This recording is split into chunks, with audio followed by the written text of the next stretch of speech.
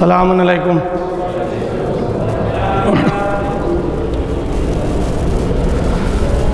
اعوذ باللہ السمیع العلیم من الشیطان اللعین الرجیم، بسم اللہ الرحمن الرحیم،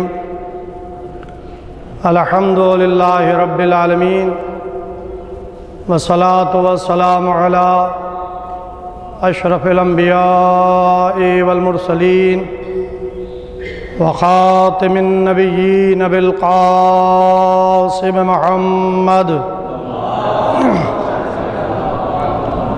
وعلى اہل بیتہ طیبین الطاہرین المعصومین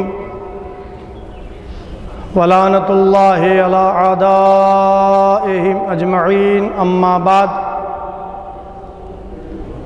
فقد قال سبحانہ تبارک تعالی فی قرآن مجید والفرقان الحمید وهو اصدق الصادقین وقولہ الحق۔ بسم اللہ الرحمن الرحیم، یا ایھا الرسول بلغ ما انزل الیک من ربک وإن لم تفعل فما بلغت رسالتہ واللہ یعصمک من الناس ان اللہ لا یہدی القوم الکافرین۔ عزیزوں، آج میں نے آپ کے سامنے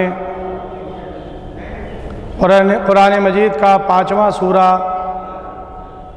سورہ المائدہ کی 67ویں آیت 67 آیت نمبر کی تلاوت کرنے کا شرف حاصل کیا ہے۔ قرآن مجید کے سورے میں ارشاد ہو رہا ہے اس آیت کریمہ کے ذریعے، یا ایھا الرسول بلغ، اے رسول تبلیغ کر دیجئے، ما انزل الیک من ربک، جو آپ کے پروردگار کی طرف سے آپ پر نازل کیا جا چکا ہے۔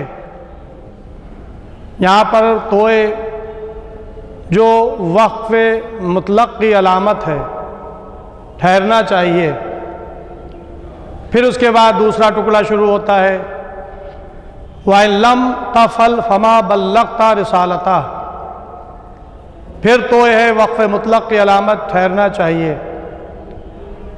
وَاللَّهُ يَعْصِمُكَ مِنَ النَّاسِ إِنَّ اللَّهَ لَا يَهْدِي الْقَوْمَ الْكَافِرِينَ۔ یہ آیت کریمہ یہاں پر تمام ہو گئی۔ آیت کریمہ کے 3 ٹکڑے ہیں۔ شیخ صدوق علیہ رحمہ نے جامع الاخبار میں اس آیت کریمہ کے ذیل میں لکھا کہ یہ آیت یک بارگی نازل نہیں ہوئی، بلکہ جبرائیل امین پیغمبر کے پاس 3 مرتبہ میں اس آیت کریمہ کو لے کر نازل ہوئے۔ پیغمبر سے کہا جا رہا ہے کہ تبلیغ کر دیجئے، تو اب سوال یہ پیدا ہوتا ہے کس چیز کی تبلیغ کی جائے؟ تو قرآن نے یہ کہا کہ جو آپ کے رب کی طرف سے آپ پر نازل کیا جا چکا ہے۔ کیا نازل کیا جا چکا ہے اس کی وضاحت نہیں ہے۔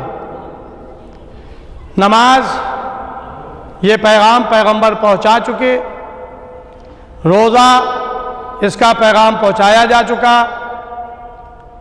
حج پیغمبر کر چکے، جہاد کا حکم پیغمبر دے چکے، جنگیں ہو چکی، زکوٰۃ کا پیغام آ چکا، خمس کے احکامات آ چکے، معاملات کی تفصیلات بتائی جا چکی، اس لیے کہ یہ پیغمبر کا آخری حج ہے۔ پیغمبر کی عمر مبارک 63 سال کی ہے۔ 40 سال اعلان نبوت سے پہلے کے، 23 سال اعلان نبوت کے بعد کے، اور اس 23 سال میں 13 سال مکے کی زندگی اور 10 سال مدینے کی زندگی۔ ہجرت کے 11ویں سال یعنی ہجرت کیے ہوئے پیغمبر کو 10 سال ختم ہوئے تھے، 11واں سال کا آغاز ہوا تھا، محرم کا مہینہ گزرا تھا اور 28 سفر میں آپ کی رحلت ہوئی۔ تو سن 10 ہجری پیغمبر کی زندگی کا یہ آخری حج، پیغمبر تمام احکامات پہنچا چکے، اب یہ آخری فریضہ اس کو پہنچانا ہے۔ تو وہ کون سا فریضہ ہے؟ اب قرآن مجید نے اس آیت کریمہ سے پہلے ایک مقام پر اور ذکر کیا، فَإِذَا فَرَغْتَ فَانْصَبْ، جب آپ فارغ ہو جائیں تو نصب کر دیں۔ یہاں پر تفسیر قمی اس اور دیگر تفاسیر میں یہ ملتا ہے امام جعفر الصادق علیہ السلام کے حوالے سے کہ قرآن میں جو یہ کہا گیا کہ فَإِذَا فَرَغْتَ فَانْصَبْ، جب آپ نبوت کو پہنچانے کے کاموں سے فارغ ہو جائیں تو ولایت علی علیہ السلام کے پیغام کو پہنچا دیں۔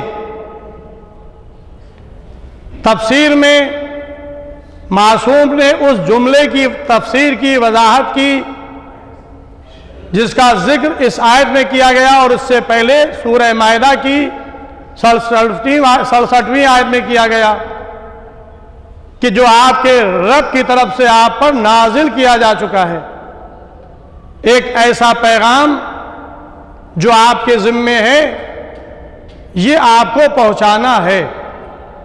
اب ظاہر ہے کہ ولایت علی ابن ابی طالب علیہ السلام کا پیغام کوئی نیا پیغام نہیں تھا، یہ ابتداءً جب آغاز تبلیغ ہوا ہے، پیغمبر نے مکے میں ارشاد فرمایا ہے کہ قولوا لا الہ الا اللہ تفلحوا، کہو لا الہ الا اللہ تاکہ تم فلاح پاؤ، اور پہلی تبلیغ، پہلا پیغام جو پہنچایا وہ تھا دعوت ذو العشیرہ۔ وعلیکم السلام۔ تمام مورخین نے لکھا، میں اس وقت جو آپ کے سامنے عرض کرنا چاہ رہا ہوں وہ تاریخ طبری کے حوالے سے جو فرانس میں چھپی ہے، اور اس کا حوالہ اسوۃ الرسول میں فوق بالگرامی نے دیا ہے جلد سوم میں۔ اب فوق بالگرامی کی کتاب کو آپ اٹھا کر دیکھ لیں، 5 جلدیں ان کی اسوۃ الرسول ہے۔ شبلی نعمانی کی کتاب سیرت النبی کا جواب،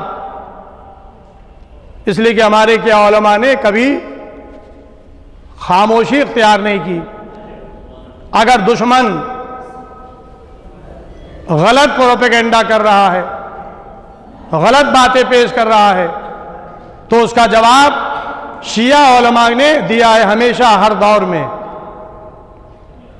جیسا کہ آپ کے لکھنؤ گومتی اس پار المرتضیٰ کتاب سید علی الحسن علی ندوی نے لکھی، المرتضیٰ، تو نام تو رکھا المرتضیٰ اور فضائل بیان کیے خلفاء کے، تو ظاہر کہ اس پر بھی کوئی خاموش نہیں بیٹھا۔ مولانا ادیب الہندی صاحب نے کتاب الامام لکھی، فاروق اعظمی صاحب نے الخلفاء لکھی، اور دیگر اہل قلم نے علی میاں ندوی کی کتاب کے جوابات تحریر کیے۔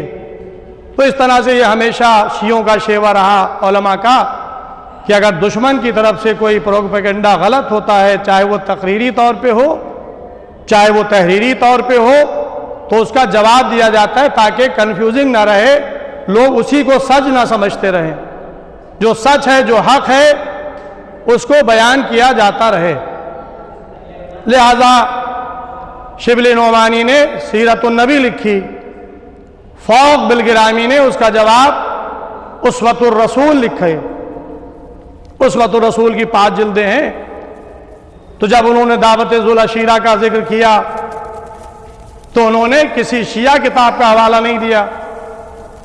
تاریخ طبری یہ مسلمانوں کی، اہل سنت کی معتبر ترین کتاب ہے تاریخ کی، لہذا تاریخ طبری جو فرانس میں چھپی ہے اس کے حوالے سے انہوں نے لکھا کہ دعوت ذو العشیرہ کے موقع پر جو پیغمبر نے دعوت کی تھی اپنے قرابت داروں کو ڈراؤ. جب قرآن میں حکم آیا کہ اپنے قرابت داروں کو ڈراؤ تو پیغمبر نے اپنے قرابت داروں کو بلایا. 40 افراد اس دعوت میں شریک ہوئے. مولا کائنات علی ابن ابی طالب علیہ السلام نے دعوت کا انتظام کیا. پہلے دن دعوت کھا لی, پیغمبر کو بولنے نہیں دیا. دوسرے دن پھر بلایا گیا, پھر پیغمبر کو بولنے نہیں دیا, کھا کے چلے گئے. لیکن تیسرے دن دعوت کھانے کے بعد پیغمبر نے جب بولنا چاہا اور پھر ابو لہب نے بات کو کاٹنا چاہا تو جناب ابو طالب مجمع سے کھڑے ہو گئے اور ابو لہب کو ڈانٹ کر کہا کہ بیٹھ, دیکھ میرا بھتیجا کیا کہنا چاہتا ہے. یعنی جناب ابو طالب رسالت کی تائید کر رہے ہیں اور مخالفت رسالت کو جھڑک رہے ہیں. ابو طالب کی ایک ڈانٹ پر ابو لہب بیٹھ گیا خاموش. پیغمبر کھڑے ہو گئے. آپ نے فصیح و بلیغ خطبہ ارشاد فرمایا اور پیغام دیا کہ میں تمہاری طرف اللہ کا رسول بن کر آیا ہوں. اللہ ایک ہے, اس کا کوئی شریک نہیں ہے, وہ وحدہ لا شریک ہے. میں اللہ کا رسول ہوں. یعنی اس دعوت میں توحید کی گواہی, رسالت کی گواہی. اب پیغمبر کے جملے جو طبری نے لکھے وہ یہ کہ پیغمبر فرماتے کہ جو اللہ کی وحدانیت اور میری رسالت کی گواہی دے گا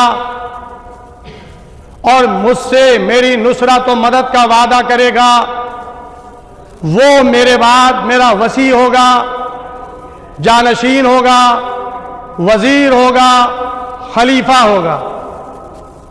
ایک جملہ نہیں ہے, 4 جملے. میرا وصی, میرا جانشین, میرا وزیر, میرا خلیفہ. اور اس کے بعد مجمع پر سناٹا رہا. 13 سال کا ایک بچہ, جسے مورخین نے لکھا کہ وہ بچہ تھے, علی کھڑے ہوئے. یا رسول اللہ, میں گواہی دیتا ہوں کہ آپ اللہ وحدہ لا شریک ہے, آپ اللہ کے رسول ہیں. علی نے گواہی دی. پیغمبر نے علی کی گواہی کو قبول کیا. اب جو پیغمبر نے گواہی دینے سے پہلے اعلان کیا تھا, میں لفظ بدل دوں, جو وعدہ کیا تھا کہ جو وحدانیت کی گواہی دے گا, میری رسالت کی گواہی دے گا, وہ میرے بعد میرا وصی ہوگا, میرا جانشین ہوگا, میرا وزیر ہوگا, میرا خلیفہ ہوگا. تو اب یہ ہے پیغمبر کا وعدہ. اگر پیغمبر اپنے وعدے سے ہٹ جائیں تو جب پہلا ہی وعدہ پیغمبر پورا نہیں کر رہے ہیں تو باقی وعدے کیا پورا کریں گے؟ تو لہذا پیغمبر وعدے سے مکر نہیں سکتے, پھر نہیں سکتے. اور پھر پیغمبر جو کہتے ہیں وہ اپنی طرف سے نہیں کہتے. یہ قرآن نے کہا کہ وما ينطق عن الهوى ان هو الا وحی یوحی. پیغمبر اپنی خواہش نفسانی سے کلام نہیں کرتا, جو کہتا ہے وہ اللہ کی طرف سے وحی ہوتی ہے. تو اب پیغمبر نے دعوت ذوالعشیرہ میں جو وعدہ کیا یہ اپنی مرضی سے نہیں کیا, حکم خدا تھا کہ اپنے قرابت داروں کو ڈرائیں. تو پیغمبر نے دعوت ذوالعشیرہ کی, دعوت کی, پیغام الہی پہنچایا, اللہ کی وحدانیت کا اعلان کیا, اپنی رسالت کا اعلان کیا. تو یہی وہ پہلا وعدہ تھا جس کو پورا کرنے کے لیے قدرت نے اہتمام کیا. گویا قدرت منتظر تھی کہ ایسا موقع ہاتھ آ جائے جب سارے مسلمان جمع ہوں, ایسا کوئی موقع ہو، ایسا کوئی پروگرام ہو، ایسا کوئی فنکشن ہو جس میں تمام مسلمان جو کلمہ پڑھ کر داخل اسلام ہوئے ہیں وہ سب جمع ہو جائیں۔ پوری تاریخ اسلام میں، حیات پیغمبر میں اس سے اچھا موقع کوئی نہ تھا، اس لیے کہ پیغمبر نے مدینے سے چلتے وقت اعلان فرمایا تھا کہ میں حج کے لیے جا رہا ہوں اور یہ میری زندگی کا آخری حج ہوگا۔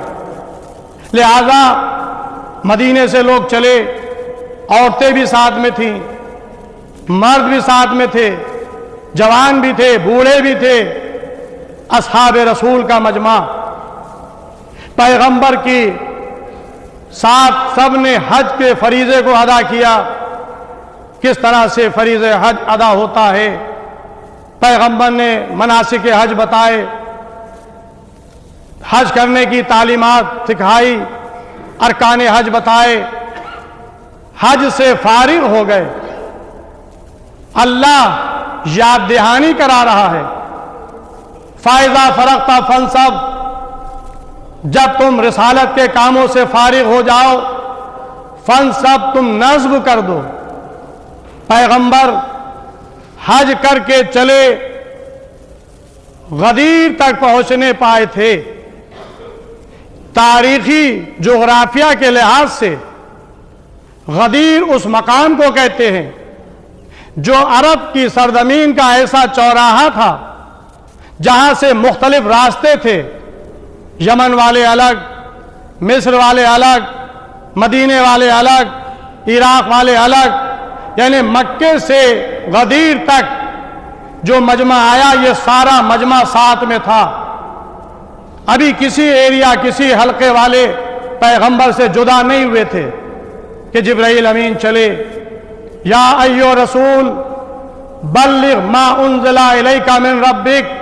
شیخ صدوق لکھتے ہیں کہ آیت کا ٹکڑا یہیں پر رک گیا، تبلیغ کر دیجئے جس پیغام کو اللہ کی طرف سے آپ پر بھیجا جا چکا ہے، نیا پیغام نہیں ہے، یہ پیغام اللہ کی طرف سے آپ پر بھیجا جا چکا ہے، اب آپ اس کی تبلیغ کر دیں۔ پیغمبر معصوم فرماتے ہیں، قرآن مجید کے حاشیوں پر بھی آپ کو روایت مل جائے گی، مولانا امداد کاظمی صاحب نے تفسیر متقین کے حاشیے پر لکھا، مولانا فرمان علی صاحب نے لکھا، یعنی یہ ہر گھر میں موجود ہے۔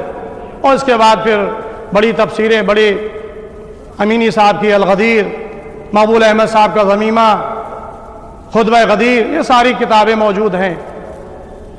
پیغمبر کے دل میں یہ خیال آیا، کسی سے اظہار نہیں کیا کہ ابھی یہ مسلمان تازہ تازہ کفر سے اسلام میں آئے ہیں، ان کے سامنے میں اپنے چچا بھائی کی خلافت اور امامت کا اعلان کروں گا تو کہیں ایسا نہ ہو یہ کہ پھر جائیں، پھر کفر کی طرف چلے جائیں۔ پیغمبر نے توقف اختیار کیا، لیکن اللہ دل کے حال کو جانتا تھا۔ رسول نے کسی سے یہ بات کہی نہیں تھی کہ جبرائیل امین دوسرا ٹکڑا آیت کا لے کر آئے، وَإِن لَّمْ تَفْعَلْ فَمَا بَلَّغْتَ رِسَالَتَهُ۔ تھیوریاں بدل گئیں، انداز بدل گیا۔ اگر آپ نے اس پیغام کو نہ پہنچایا تو گویا آپ نے کار رسالت ہی کو انجام نہیں دیا۔ پوری تبلیغ رسالت ایک طرف، ولایت علی کا اعلان ایک طرف، اتنا تاکیدی حکم آنے کے بعد پیغمبر پھر خاموش رہے، پھر کوئی عمل نہیں کیا۔ اب اس کے بعد قرآن مجید کی اس آیت کا آخری ٹکڑا نازل ہوا، وَاللَّهُ يَعْصِمُكَ مِنَ النَّاسِ إِنَّ اللَّهَ لَا يَهْدِي الْقَوْمَ الْكَافِرِينَ۔ اللہ آپ کو لوگوں کے شر سے محفوظ رکھے گا اور گروہ کافرین کو منزل مقصود تک نہیں پہنچنے دے گا۔ اب ظاہر ہے کہ اتنا وقت نہیں ہے میرے پاس کہ تفصیلات میں جاؤں، لیکن بس اتنا عرض کرنا چاہتا ہوں کہ آپ یہ دیکھیں کہ غدیر کے موقع پر کفر کی بات کیوں ہو رہی ہے؟ اس لیے کہ غدیر وہ موقع ہے کہ جہاں پر نمازی ہیں، روزے دار ہیں، جہاد کرنے والے ہیں، زکات دینے والے ہیں، پیغمبر کے ساتھ حج کر کے واپس پلٹ کے آ رہے ہیں، تو یہاں پر کفر کی بات کہاں سے آ گئی؟ اگر مکے میں یہ وعدہ کیا جاتا جہاں مشرکین کفار پیغمبر کے قتل کے درپے تھے تو ہم کہتے کہ وہاں کافروں کا مجمع تھا، یہاں تو مسلمانوں کا مجمع ہے۔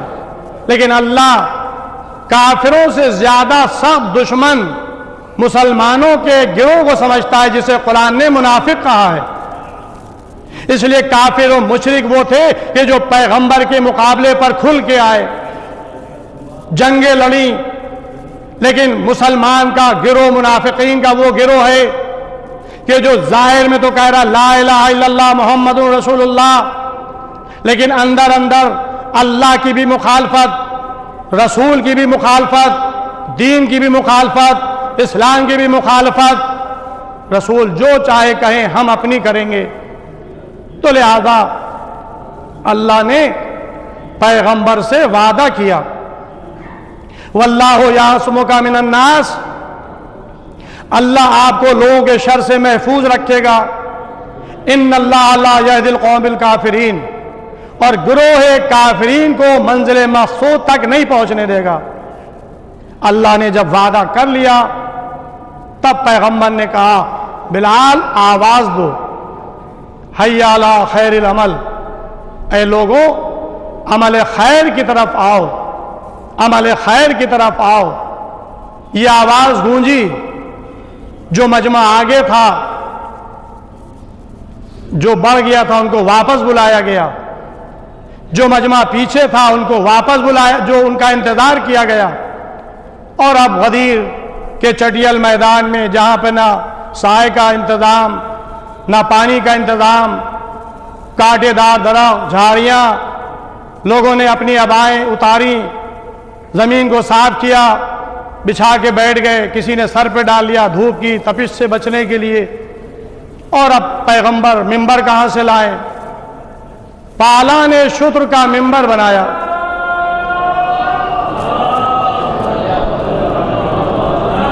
پیغمبر ممبر پر تشریف لے گئے، فصیح اور بلیغ خطبہ ارشاد فرمایا۔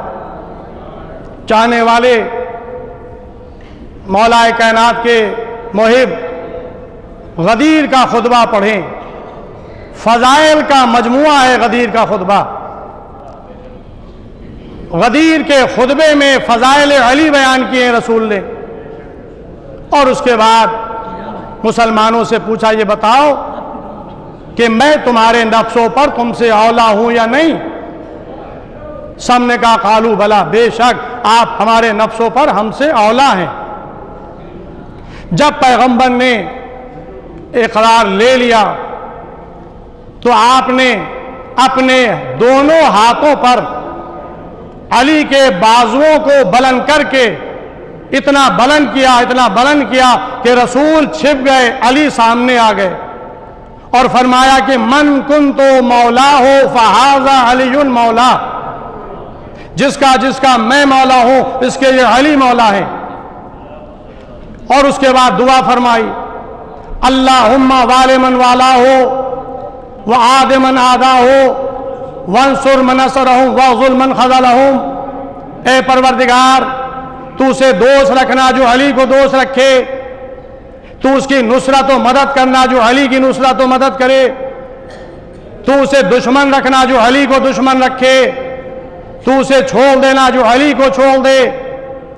یہ غدیر کا اعلان، یہ 18 ذی الحجہ بمطابق 21 مارچ نوروز کا دن، عزیزو کل عید نوروز آ رہی ہے، ولایت علی کی یاد، تجدید ولایت علی، پیغمبر کی وصیت، جو حاضر ہیں ان پر واجب ہے کہ وہ غائب تک یہ پیغام پہنچا دیں، اور جو موجود نہیں ہیں ان سے بھی کہہ دیا جائے کہ وہ اپنے بعد کے آنے والوں کو یہ پیغام پہنچا دیں، اور یہ ولایت علی کا پیغام نسلاً بعد نسلیں پہنچایا جاتا رہے۔ عزیزوں، یہ ہم عید غدیر کے دن، عید نوروز کے دن ولایت علی کا پیغام نہیں پہنچاتے ہیں، رسول کی وصیت پر عمل کرتے ہیں۔ مسلمانوں کا اتنا بڑا مجمع رسول کی پوری 63 سالہ حیات میں نہیں تھا۔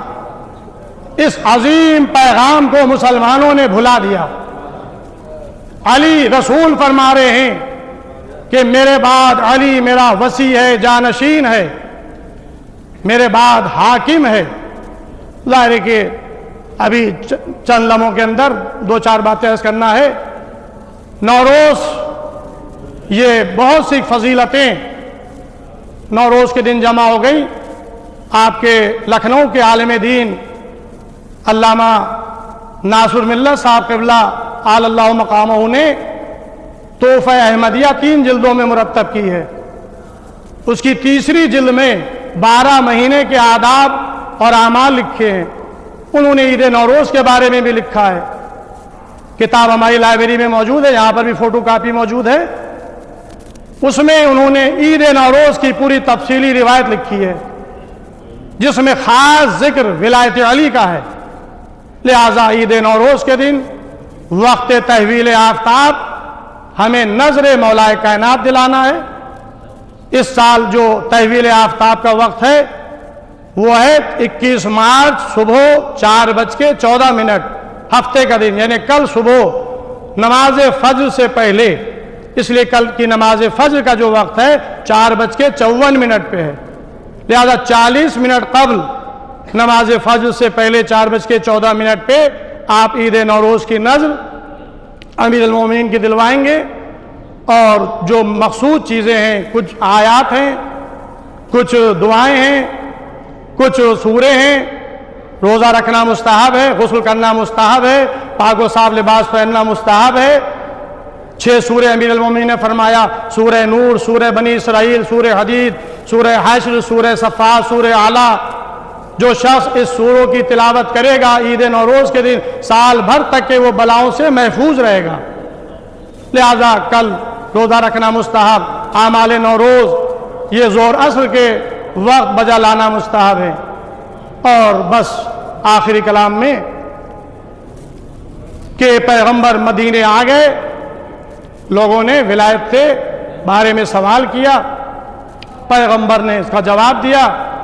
اور سورہ معارج کی آیت ہے، سورہ انفال کی آیت ہے، یہ آیتیں اس بات کی گواہ ہیں۔ اب اس سے زیادہ وقت نہیں ہے، اذان کا وقت ہو گیا ہے۔ بس آئیے دعا کریں بارگاہ الہی میں، خداوند عالم اسفر جہاں جہاں بھی شیعان حیدر کرار ماتمدار مظلوم کربلا ہیں، ان کی جان، مال، عزت، آبرو، ناموس کی حفاظت فرما۔ جو لوگ بیمار ہیں ان کو شفا کامل عطا فرما، جو لوگ قرضدار ہیں ان کو بار قرض سے عطا فرما، جو لوگ بے روزگار ہیں ان کو روزگار عطا فرما، جو لوگ کاروبار کر رہے ہیں ان کو کاروبار میں برکت عطا فرما، جو مومنین قید میں ان کو رہائی ہو، مقامات مقدسہ کی حفاظت فرما۔ ہم لوگوں کو ولایت علی پر ثابت قدم رکھ، اور اللہ نے جو نعمت تمام کی اس نعمت کو ہم سے نہ چھین، اور مرتے دم تک کے ہم لوگ ولایت علی پر قائم رہیں۔ اہدنا الصراط المستقیم، جو ہم نماز میں دعا کرتے ہیں کہ یہی سیدھا راستہ علی کا راستہ ہے۔